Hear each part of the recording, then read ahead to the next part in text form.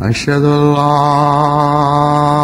إله إلا الله وحده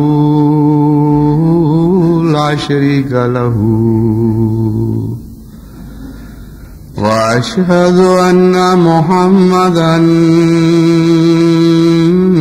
عبده ورسوله أما بعد فأعوذ بالله من الشيطان الرجيم بسم الله الرحمن الرحيم الحمد لله رب العالمين الرحمن الرحيم مالك يوم الدين إياك نعبد وإياك نستعين اهدنا الصراط المستقيم صراط الذين أنعمت عليهم غير المغضوب عليهم ولا الضالين۔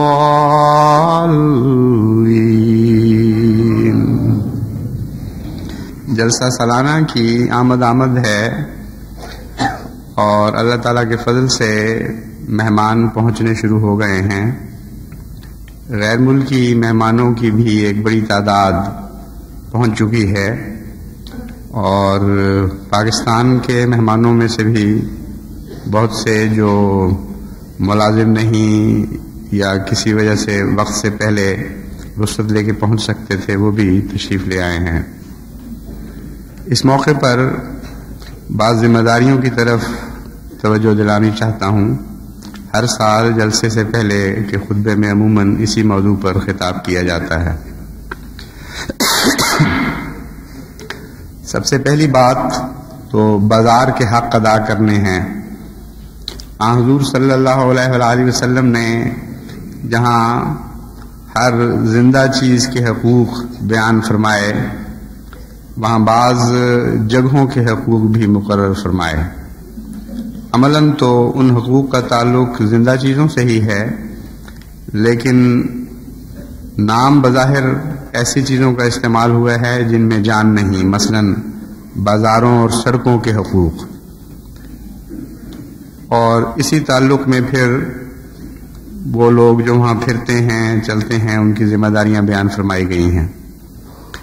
تو بازاروں کے حقوق میں سے ایک تو یہ ہے کہ جو لوگ بھی بازاروں کو استعمال کریں وہ اس رنگ میں استعمال نہ کریں کہ دوسروں کے لیے تکلیف کا موجب ہو، خصوصاً ان دنوں میں جب کہ عام بازاروں کے ڈیزائن سے بہت بڑھ کر تعداد آ جاتی ہے۔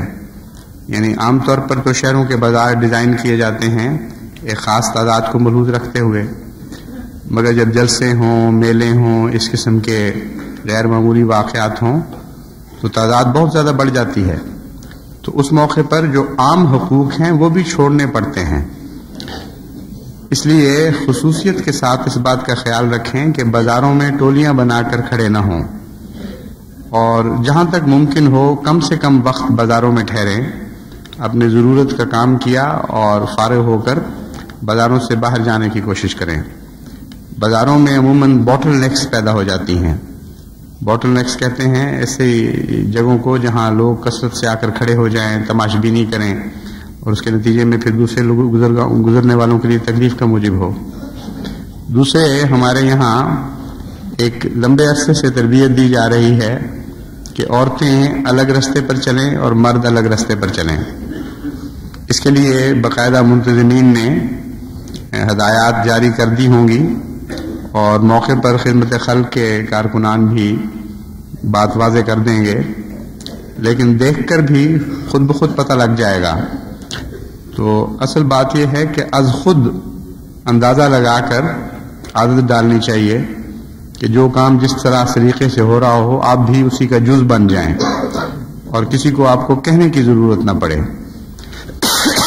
یہ چیز غیر ملکوں میں تو اتنی عادت راسخہ بن چکی ہے سلیقے کے ساتھ چلنا کہ جو مین سڑکیں ہیں جہاں تیز چلنے والی ٹریفک چلتی ہے وہاں پیدل چلنے والے نہیں چلتے، وہ خود ہی ایک طرف چلتے ہیں، اور اس کے علاوہ جب سڑک گزرنے لگتے ہیں تو اس کے بھی بعض سلیقے ہیں، بعض اطوار ہیں، وہ انہوں نے اپنا لیے ہیں۔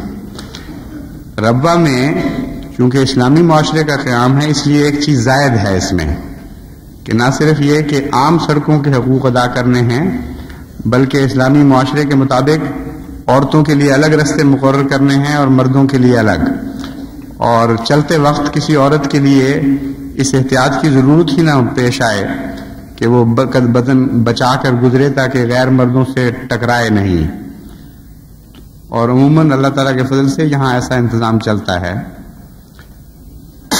دوسرا پہلو بازار کے حقوق سے تعلق رکھنے والا اماطۃ الاذی عن الطریق ہے۔ حضرت صلی اللہ علیہ وآلہ وسلم نے اس کو ایمان کا حصہ قرار دیا کہ رستے میں جو تکلیف دہ چیزیں ہیں ان کو دور کریں، اور تکلیف دہ چیزوں میں یہ جو گندگی پھینکی جاتی ہے، کاغذ کے ٹکڑے بھی نظر کو تکلیف دیتے ہیں، کوئی چیز کھائی اس کا بچا ہوا بازار میں پھینک دیا، یہ بھی تکلیف کا موجب ہوتا ہے۔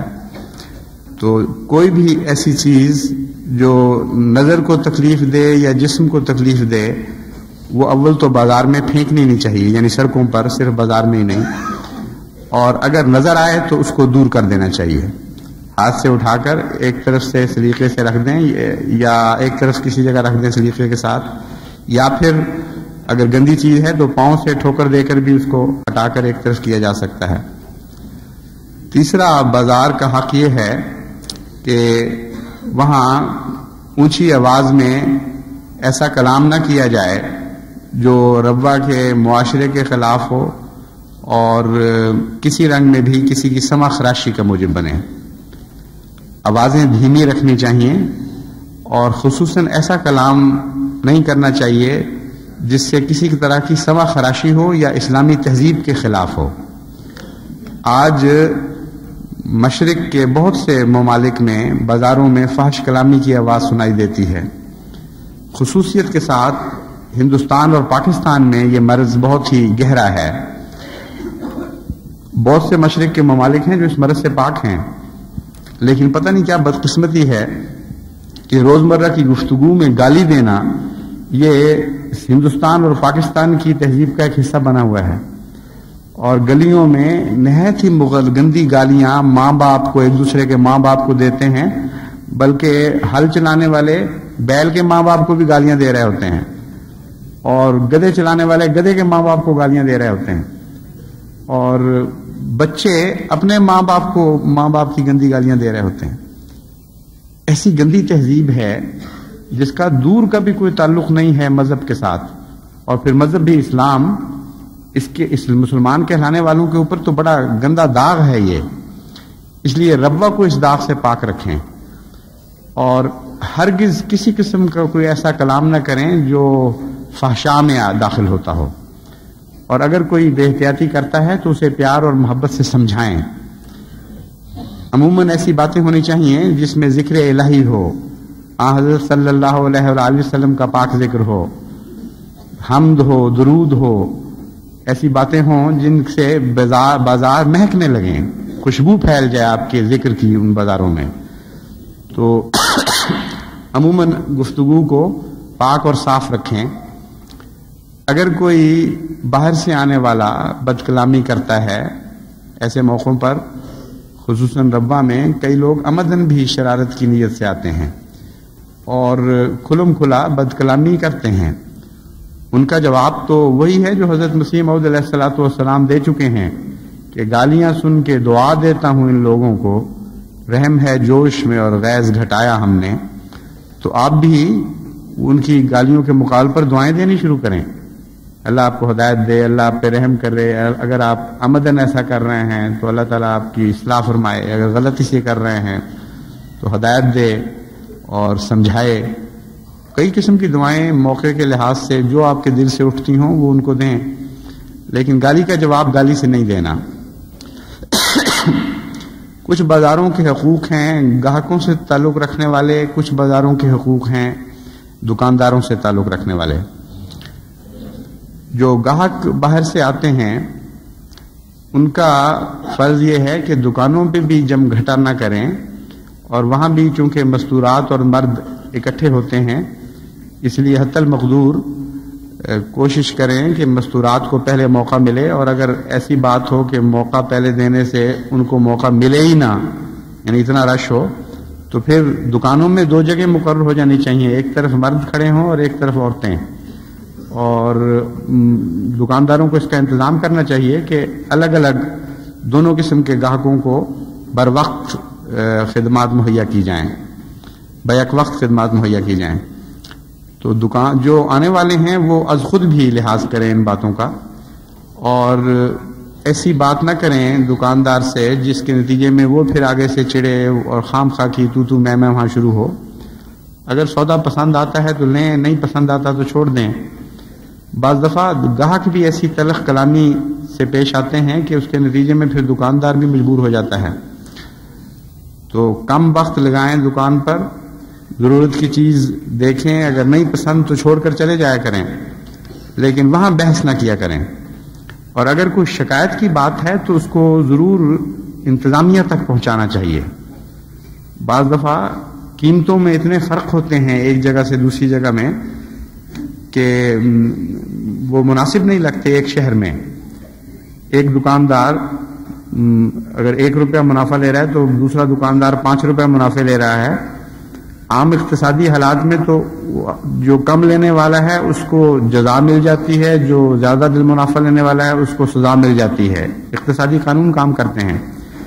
لیکن ربوہ میں جب یہ واقعہ ہو تو اس کے نتیجے میں باہر والے یہ تاثر لیتے ہیں کہ یہاں بڑا ہی بے ہنگم انتظام ہے، اور جو چاہے جتنا داؤ چاہے لگانے کی کوشش کرتا ہے، دیانت پر لوگ حملے کرتے ہیں، تان دیتے ہیں، بعض لوگ واقعتاً ٹھوکر کھا جاتے ہیں ان باتوں سے۔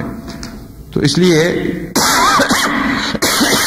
جہاں تک گاہکوں کا تعلق ہے ان کا فرض ہے کہ اس قسم کی باتیں جب وہ دیکھیں تو بر وقت منتظم بازار کو، افسر جلسہ وغیرہ کو، جہاں بھی وہ سمجھیں کہ مناسب ہے بات پہنچانا وہاں بات پہنچائیں۔ بد اخلاقی کے متعلق بھی وہ فوری طور پر رپورٹ کیا کریں۔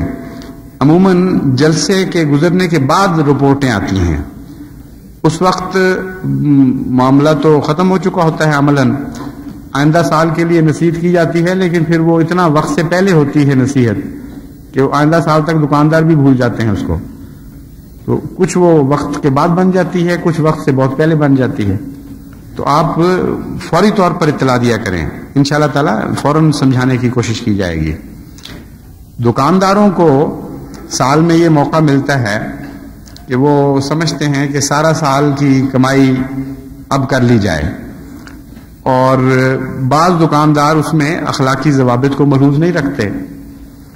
یعنی اخلاقی ضوابط سے مراد یہ ہے کہ باہر سے آنے والے بعض مہمان محض اخلاص کی وجہ سے ربوہ میں آ کر سودے خریدتے ہیں، اور بہت سے ایسے مہمان ہیں ان میں سے جو یہ یقین رکھتے ہیں کہ یہاں کا دکاندار ناجائز منافع خوری کر ہی نہیں سکتا، اس لیے ان کا جو بھول پن ہے، اس لیے نہیں کہ وہ بے وقوف لوگ ہیں، ان کو چالاکیاں نہیں آتی خریداری کی، ان کا بھول پن خالصتاً للہ ہے، ان کے ایمان کے نتیجے میں ہے۔ ایسے لوگوں سے ان کے ایمان سے ناجائز فائدہ اٹھانے کی کوشش کرنا یہ بہت بڑا گناہ ہے، اور بعض دکاندار اس گناہ میں ملوث ہو جاتے ہیں۔ چنانچہ کئی دفعہ باہر کے مہمانوں نے اطلاع دی جس سے بہت ہی تکلیف پہنچی کہ انہوں نے خالصتاً اعتماد کرتے ہوئے ایک چیز اس نیت سے یہاں سے خریدی کہ مربع کے دکانداروں کو فائدہ پہنچے، یہ چندے بھی دیتے ہیں، یہ سارا سال اس مرکز میں بیٹھے رہتے ہیں، اس موقع پر فائدہ ہونا چاہیے ان کو، لیکن انہوں نے ایسی خوفناک منافع بازی کی کہ کوئی بھی جواز اس کا عقلاً نظر نہیں آتا. یعنی بعض صورتوں میں ایک دکان پر، روا ہی کی ایک دکان پر جو چیز 100 روپے میں خریدی گئی وہ دوسری دکان پر 50 روپے میں مل رہی تھی. اب اس کے لیے کون سا اقتصادی جواز ہے؟ سوال ہی نہیں پیدا ہوتا. 2-4 روپے اوپر نیچے ہو جاتا ہے، لیکن اتنا بڑا فرق تو ہو ہی نہیں سکتا سوائے اس کے کہ بددیانتی کی گئی ہو. اس لیے دکانداروں کی ذمہ داری ہے کہ آنے والوں کے اخلاص سے ناجائز فائدہ نہ اٹھائیں، بلکہ قربانی سے کام لیں. اس موقع پر اگر وہ حسن خلق سے کام لیں گے اور منافع بڑھانے کی بجائے اللہ کی رضا کی خاطر کچھ کم کریں گے تو اس کے بہت سے نیک اثرات پیدا ہوں گے. یہ آنے والے ساری دنیا میں جا کر روا کی باتیں کریں گے اور جو دکان کے تجربے ہیں وہ بھی بیان کریں گے. وہاں اگر حسن خلق کا معاملہ ان سے کیا گیا تو ساری دنیا میں روا کے خلق کی اچھے رنگ میں باتیں ہوں گی. تو ثواب کا ایک موقع ہے، اس کو ثواب کمانے کی بجائے عذاب کمانے میں کیوں تبدیل کر دیتے ہیں آپ؟ اس لیے خاص طور پر ان باتوں کا دکاندار خیال رکھیں. رزق اللہ کے ہاتھ میں ہے اور اللہ کی رضا کی خاطر اگر آپ نے خود اپنے رزق میں کچھ کمی کی تو اللہ یہ کمی نہیں ہونے دے گا. وہ زیادہ بابرکت رزق آپ کو عطا فرمائے گا، زیادہ وافر رزق عطا فرمائے گا. آپ کے روپے میں برکت ہوگی، آپ کی خوشیوں میں برکت ہوگی، آپ کے ایمان اور خلوص میں برکت پڑے گی. تو اس لیے دکاندار اپنی ذمہ داریوں کو ادا کریں. بعض دکاندار جن کا تعلق دوائیں بیچنے سے ہے ان پر عام دکاندار سے بھی زیادہ ذمہ داری ہے، کیونکہ بیماری کا کوئی وقت مقرر نہیں. بعض لوگوں کو تکلیف ہوتی ہے رات کے 1 بجے، بعضوں کو رات کے 2 بجے، اور اکثر دکانیں دوا بیچنے والوں کی اس وقت بند ہو جاتی ہیں اور 1-2 کھلی رہتی ہیں. اور یہ شکایت ملی ہے پچھلے سال بھی اور اس دفعہ دوران سال بھی کہ بعض ایسے دکاندار جو رات کو دکان کھولتے ہیں وہ اس سے ناجائز فائدہ اٹھاتے ہیں. یعنی نام تو یہ ہے کہ خدمت ہو رہی ہے، لیکن خدمت کے بہانے وہ قصابی ہو رہی ہوتی ہے. وہاں جلدیں لوگوں کی چھیل رہے ہوتے ہیں اور وہ عام دوا جو 50 روپے میں ملتی ہے وہ 100 روپے میں رات کو دے رہے ہوتے ہیں. اور پھر بد اخلاقی سے بھی پیش آتے ہیں ساتھ. 1-2 بڑے ہی تکلیف دہ واقعات میرے سامنے آئے. باہر کے مریض تھے، انہوں نے کہا رات کو جا کر کے ہمیں دوا دو. انہوں نے جو قیمت بتائی، ان کو علم تھا، انہوں نے کہا یہ تو سوال ہی نہیں پیدا ہوتا، یہ تو بہت سستی دوا ہے اس سے. انہوں نے کہا جی اس وقت تو یہی قیمت ملے گی، ہے لینی تو لو، یہ تو جاؤ. انہوں نے کہا مریض ہمارا مر رہا ہے، کچھ خدا کا خوف کرو. انہوں نے کہا ٹھیک ہے جہاں سے ملتی ہے پھر لے لو جاؤ. بڑی بد اخلاقی سے وہ صاحب پیش آئے. میں نے امور عامہ کو کہا ہے کہ اس معاملے میں غور کریں. اگر ایسے دکاندار روا میں رہے تو بہت ہی بدنامی کا موجب ہے اور تکلیف ہے جماعت کے، ساری جماعت کے لیے تکلیف کا موجب ہے. تو ان کی دکانیں بند ہو جانی چاہیے. روا میں اس قسم کی دکانداری کی کوئی گنجائش نہیں ہے بالکل. تو اخلاق حسنہ کا معیار بلند کریں، اور خصوصاً وہ لوگ جن کا تعلق زندگی بچانے سے ہے، بیماریوں کو شفا دینے سے ہے، وہ اپنی اندرونی شفا تو پہلے دیں اپنے آپ کو. روحانی طور پر اس قابل تو ہوں کہ لوگوں کو شفا دینے کے ساتھ ان کا تعلق قائم ہو سکے. تو ڈاکٹر بھی، طبیب بھی اور دوائیں بیچنے والے بھی یہ اس موقع پر اپنے قربانی کے معیار کو خصوصیت کے ساتھ بلند کریں. بازاروں اور سڑکوں کے حقوق کا کچھ تعلق گھر والوں سے بھی ہے. گھر والے بعض دفعہ اپنی گندگی سمیٹ کر باہر پھینک دیتے ہیں جو لوگوں کے لیے تکلیف کا موجب بنتی ہے.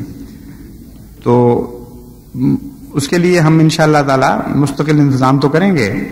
ہو رہا ہے ایک باقاعدہ ایک مجلس قائم کر دی گئی ہے جو سارے ربا میں مستقلاً صفائی کا بہترین انتظام کرنے کے لیے منصوبہ تیار کر رہی ہے. دنیا کے ترقی یافتہ ممالک میں جو سہولتیں شہروں کو میسر ہوتی ہیں انشاءاللہ تعالی ربا کو کم از کم ویسی سہولتیں مہیا کی جائیں گی. اگرچہ وہ مہنگے ذرائع تو ہمیں میسر نہیں، لیکن ہر چیز کی ایک غریبانہ شکل بھی ہوتی ہے۔ اصل تو یہ ہے کہ ضرورت پوری ہو۔ اگر وہ بڑے ٹرکوں کی صورت میں نہیں ہو سکتی تو ریڑوں اور گڈوں کی صورت میں ہو سکتی ہے۔ تو مقصد میرا یہ ہے کہ جو ضرورت کی چیزیں ہیں، صفائی وغیرہ کے سلسلے میں، شہر کو اچھے طریق پر چلانے کے سلسلے میں، اس کے لیے ایک کمیٹی مقرر ہو گئی ہے جو اب کام شروع کر چکی ہے، لیکن ایسے کاموں میں وقت لگتا ہے کچھ۔ انشاءاللہ اگلے سال اس کے بہتر نتائج سامنے آ چکے ہوں گے۔ تو سر دست تو ربوہ کے مکانوں کے مالک اس طرف توجہ کریں کہ ان دنوں میں خصوصیت کے ساتھ ان کے گھر کا گند باہر نہ پھینکا جائے۔ گھر کے کونے میں چند اینٹیں لگا کر ایک جگہ بنا لیں یا گڑھا کھود لیں، وہاں وہ گند پھینکیں، اور جلسہ کے بعد پھر جو انتظام ہوگا کمیٹی کی طرف سے یا جماعت کی طرف سے گند سمیٹنے کا، اس سے ان کا گند بعد میں دور کر دیا جائے گا۔ اسی طرح ایک تکلیف دہ امر یہ بھی سامنے آتا ہے کہ بعض گھروں سے گانے اور فضول میوزک کی آوازیں بلند ہو رہی ہوتی ہیں۔ عام حالات میں بھی، قادیان میں بھی ہمیشہ سے یہ رواج رہا ہے کہ اگر کسی نے کچھ گانا سننا ہے، اول تو یہ لغویات میں سے ہیں چیزیں، لیکن اس مقام پر ہے جس کے متعلق واضح حرمت کا فیصلہ نہیں کیا جاتا، نہ کیا جا سکتا ہے، اس لیے لغویات کے تابع اس کے متعلق ہمیشہ جماعت میں مہم جاری رہی ہے۔ کبھی تھوڑی سی غفلت ہو جاتی ہے، کبھی پھر توجہ ہو جاتی ہے۔ تو جب ذرا سی بھی غفلت ہو نظارت اصلاح و ارشاد کی طرف سے یا مقامی انجمن کی طرف سے، تو یہ آوازیں گھروں سے باہر نکلنا شروع ہو جاتی ہیں۔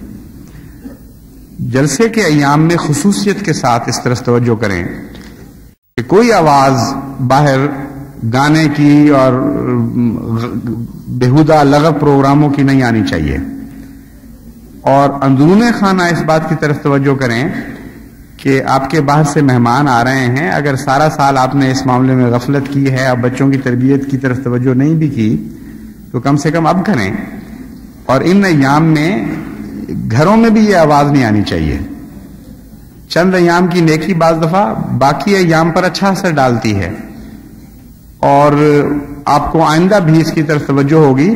حکمت اور محبت اور پیار کے ساتھ بچوں کا طبی میلان نیکی کی آوازوں کی طرف کر دیں۔ آج کل کیسٹ پروگرام بہت چل رہے ہیں، حضرت مسیح موعود علیہ الصلوۃ والسلام کی کلام، حضرت خلیفۃ المسیح ثانی کی نظمیں بڑی بڑی اچھی آوازوں میں مہیا ہیں، تلاوت کی بہت اچھی اچھی کیسٹس ملتی ہیں۔ تو مقصد یہ ہے کہ تربیت کے ذریعے تدریجاً مزاج میں اصلاح کریں، میلان تبدیل کریں، اور گھروں سے اچھی اور پاکیزہ آوازیں بلند ہوں، اور وہ آوازیں پھر بازار میں جا کے بھی خوشگوار اثرات پیدا کریں۔ تو سڑکوں پر اول تو آواز، گھروں سے کوئی بھی آواز لغویات کی نہیں آنی چاہیے۔ اس کے برعکس یہ کوشش کریں کہ اچھی نظموں کی، اچھے کلام کی آوازیں سڑکوں تک پہنچیں ضرور۔ یہ حق ہے راہگیر کا کہ جب وہ چل رہا ہو تو اس کو پیاری تلاوت کی آواز آ رہی ہو، اچھی اچھی نظموں کی آواز آ رہی ہو، یہ بھی آپ ایک خوشی پہنچا رہے ہوں گے اس کو، اس طرف بھی توجہ ہونی چاہیے۔ دوسرے، ربا کے گھر والوں کی یہ ذمہ داری ہے کہ جھگڑا بالکل نہ ہو ان دنوں میں۔ بعض گھروں سے جھگڑوں کی آوازیں بھی باہر آتی ہیں، خاص طور پر توجہ کریں۔ اگر کوئی، اول تو جھگڑا سال کے کسی حصے میں بھی ہونا اچھا نہیں ہے، تکلیف دہ شکل صورت ہے، لیکن ان ایام میں خاص طور پر صلح اور امن اور محبت اور پیار کا ماحول رکھیں۔ جو مہمان آپ کے گھروں میں آئیں گے ان کے لیے تو آپ نے تیاری کی ہوگی، سارا سال آپ ان کی راہ دیکھتے ہیں، جہاں تک بس چلتا ہے آپ ان کی خدمت کرتے ہیں، اس میں تو کچھ کہنے کی ضرورت نہیں ہے۔ لیکن ایک بات جس کے متعلق گزشتہ سال بھی توجہ دلائی تھی، اب پھر اس کی طرف توجہ دلاتا ہوں کہ مہمانوں کے حقوق میں یہ بھی ہے کہ ان کو نیکی کی تعلیم دی جائے، اور ان کو عبادت کی طرف متوجہ کیا جائے۔ بہت سے گھروں میں جلسے کے ایام میں یہ خیال نہیں رہتا کہ نمازوں کے اوقات ہیں اور لوگ گھروں میں بیٹھے ہوئے ہیں، ان کا اس وقت گھروں میں بیٹھنے کا مطلب بھی کچھ نہیں۔ پہلے تو یہ ہوا کرتا تھا کہ نمازوں کے اوقات الگ الگ ہوتے تھے مساجد میں اور پوری طرح پتہ نہیں چلتا تھا۔ پچھلے سال سے وزارت اصلاح ارشاد کو میں نے تاکید کی تھی کہ جلسے کے ایام میں سارے ربوہ میں نمازوں کے ایک اوقات ہو جایا کریں تاکہ اس بارے میں کسی قسم کا اشتباہ نہ رہے۔ امید ہے وزارت اصلاح ارشاد نے اس دفعہ بھی یہ قدم اٹھا لیا ہوگا۔ تو سارے ربوہ میں 5 نمازوں کے ایک ہی اوقات ہوں گے اور ان اوقات کا آپ کو علم ہونا چاہیے۔ اس وقت آپ کی مہمان نوازی یہ نہیں ہے کہ آپ مہمانوں کی خاطر کر رہے ہوں اور مجلسیں لگ رہی ہوں۔ اس وقت مہمان نوازی یہ ہے کہ ان سے کہیں کہ بھائی اس وقت خدا کے گھر کا حق ہمارے گھر سے افضل ہے، آپ اللہ کے گھر کو ویران چھوڑ کر ہمارے گھر کو رونق نہ بخشیں، اس لیے خدا کے گھر جائیں اور عبادت کے بعد پھر واپس آئیں شوق سے۔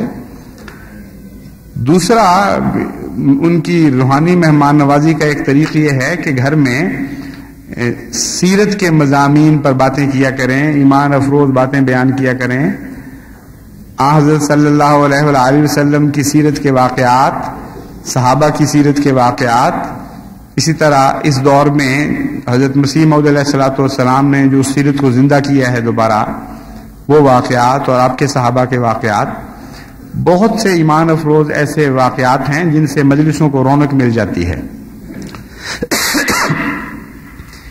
اس دفعہ ایک عمومی نصیحت اور بھی ہے جس کا ایک کھیل سے تعلق ہے، وہ کھیل ہے کرکٹ۔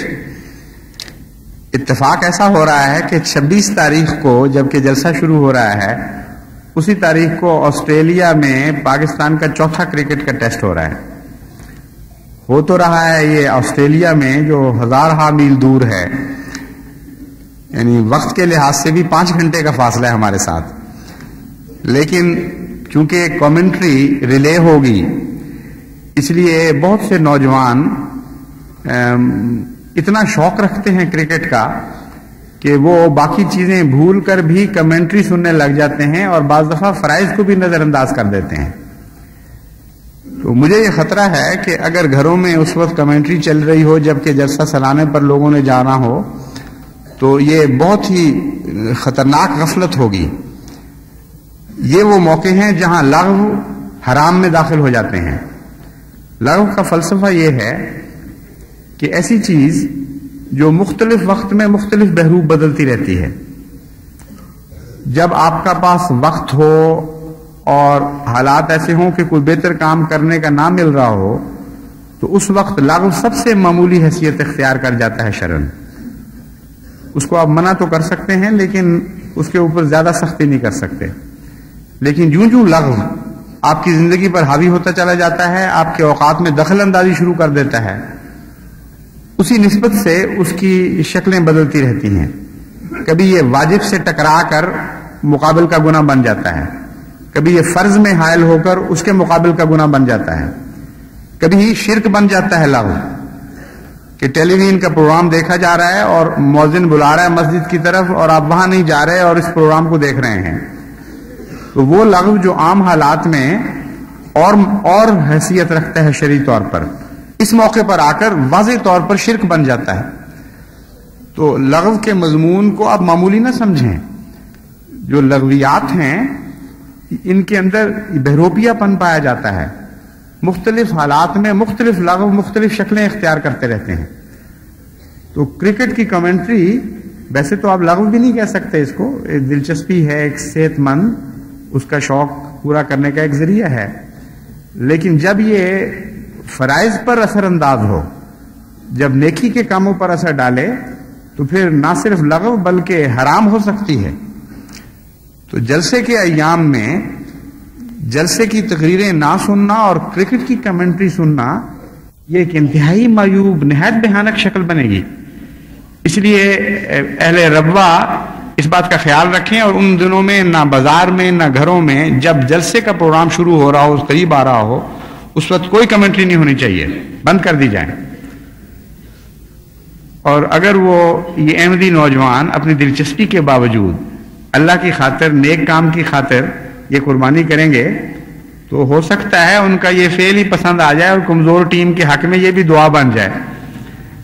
تو اگر ان کو سچی محبت ہے اپنی کرکٹ کی ٹیم سے تو یہ بھی ایک ذریعہ ہے ان کو دعا دینے کا کہ اللہ کی خاطر اس سے اعتراض کریں اور نیک کاموں پر ان پر اس ٹیم کی کارکردگی پر قربان نہ کریں بلکہ اس کمنٹری کو قربان کریں نیک کاموں کے اوپر۔ اللہ تعالیٰ اس کی توفیق عطا فرمائے۔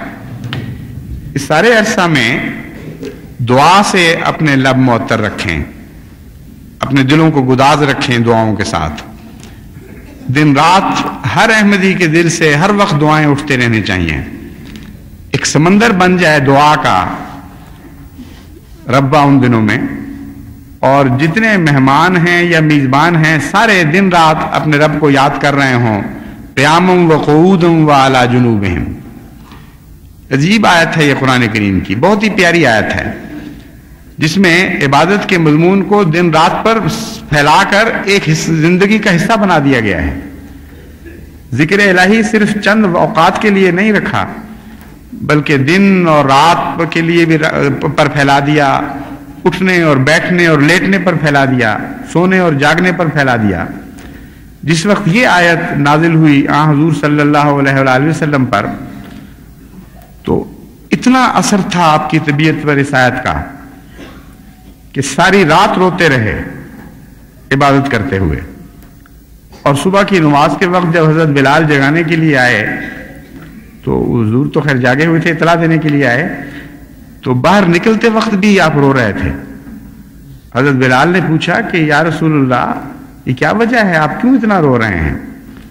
آپ نے فرمایا بلال تمہیں پتہ نہیں کہ آج مجھ پر کون سی آیت نازل ہوئی ہے، اور پھر اس آیت کی تلاوت فرمائی، ان فی خلق السماوات والارض واختلاف اللیل والنہار لآیات لأولی الالباب الذین یذکرون اللہ قیاما وقعودا وعلی جنوبہم ویتفکرون فی خلق السماوات والارض۔ تو یہ وہ مضمون ہے ذکر الہی کا جو ایک خاص شان رکھتا ہے اپنے اندر اور دلوں کو گداز کرنے والا ہے۔ اس لیے جلسے کے ایام میں خصوصیت کے ساتھ اٹھتے وقت، چلتے وقت، پھرتے وقت، بیٹھتے لیٹتے وقت، سونے سے پہلے، اور اس طرح دعائیں کریں، اس طرح ذکر الہی کریں کہ نیند میں بھی پھر وہ ذکر داخل ہو چکا ہو، خوابیں بھی آپ کو اللہ کی محبت اور اس کے پیار کی آئیں۔ یہ وہ اس دن یہ وہ رونق ہے ربوہ کی جو مقصود بالذات ہے۔ تمام مذاہب کا آخری پھل اللہ کی محبت اور اللہ کا ذکر ہے۔ تو اس پہلو سے ربوہ کو ایسی رونق بخشیں کہ اللہ تعالیٰ کی محبت اور پیار کی نظریں اس جلسے پر پڑیں، وہ خود ہماری حفاظت کرے، وہ خود ہمیں دشمن کے شر سے محفوظ رکھے اور بے شمار برکتیں عطا فرمائے، آنے والوں کو بھی اور ان لوگوں کو بھی جو مہمانوں کے لیے اس وقت چشم براں ہیں، اور اپنی پوری توفیق اور طاقت کے مطابق انشاءاللہ ان کی خدمت سر انجام دیں گے۔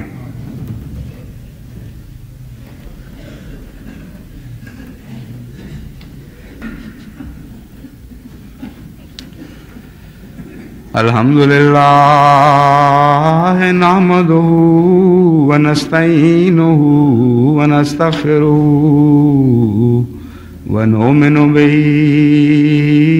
ونتوکل علیہ ونعوذ باللہ من شرور انفسنا ومن سیئات اعمالنا من يهده الله فلا مضل له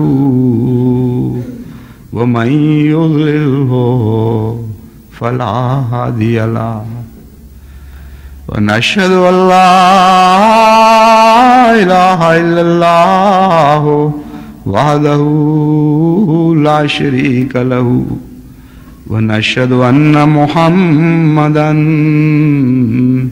عبدہ ورسولہ۔ آج جمعے کی نماز کے بعد ایک نہایت ہی مخلص اور پیارے نوجوان کی نماز جنازہ بھی ہوگی۔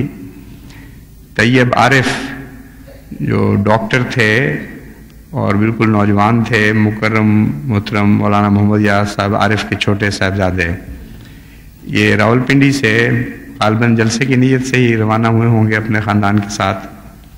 رستے میں ایک بچی اچانک سڑک پر آئی، اس کو بچاتے ہوئے موٹر کا حادثہ ہوا اور اسی میں وہ جان بحق ہو گئے.